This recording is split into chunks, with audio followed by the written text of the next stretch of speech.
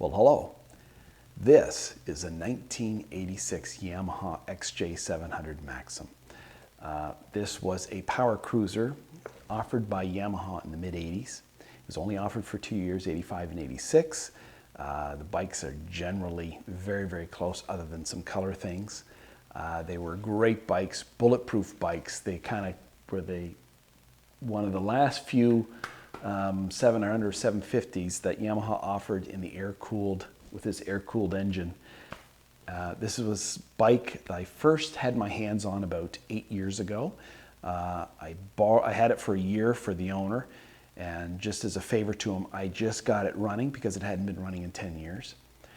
When the pandemic hit here last year, I decided I'd take another stab at it, do a much more in-depth cleanup, rebuild, replace. There was a lot of old, corroded, and deteriorated parts. And I was able to find a whole bunch of parts online, and I thought it'd be a great project over the winter, and it was a great project over the winter. I had a wonderful time doing it. I only attacked it really a little bit last fall. In the middle of winter, I didn't touch it too much. And then I'm back at it here again and just finishing up. So I should have it done within the next few weeks, but I already have so much video recorded, I thought I'd start releasing videos, which I wouldn't normally do because in case something falls off the rails where I'm not able to finish it, it kind of leaves the series hanging, but I'm confident enough I can finish it up. A couple things I still have to source and then I'm done.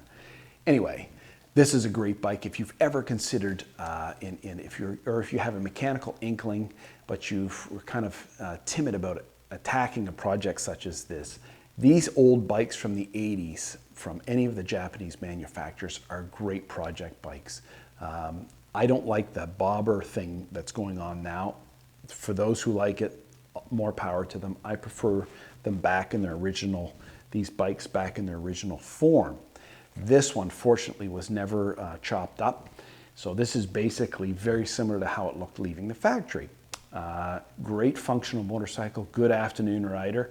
And back to trying one of these yourself, if you were to tune it back up or rebuild it back up to the way it left the factory, you'd find you'd have a very reliable motorcycle and you'd have a lot of fun doing the work. If you do decide to do something like that, one little bit of advice I would give you is get yourself a manual. I prefer the factory manuals. Factory manuals are probably preferred by those who have some formal training in this, which I do. But if you don't have formal training, but you are mechanically inclined, you probably fare just fine with these. If you have no mechanical training and you're not mechanically inclined, but you want to become mechanically sort of bent, then I would recommend probably one of the Haynes or the Climber manuals, because they'll go into detail as to why you do some of the things you do in here. They not only explain how to do it, but why you do it. Whereas here they just explain how to do it or what to do. So one of these would be a great project for you to try. I always recommend getting your hands dirty and giving it a shot, because you'll learn some things, and that's a great way to pass some time. They're not great investments. I put a lot of money into this. Once again, favor for the owner. But it was, that being said, very, very rewarding, very fulfilling. And hopefully it'll fire up, clean as a whistle, and you'll be able to see that too. So follow along in the video series, and I guess until the next one, take care. I guess the notable thing when you do a bike like this, or a project like this, you have to expect to take things apart.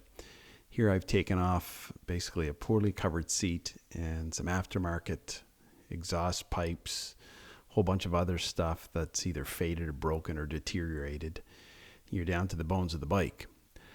I had and have every intention of attempting to make this not only mechanically sound, but also aesthetically pleasing. So in this case, I took the engine out, took off all the components from the frame, and in turn had the frame powder coated, and it came out wonderful.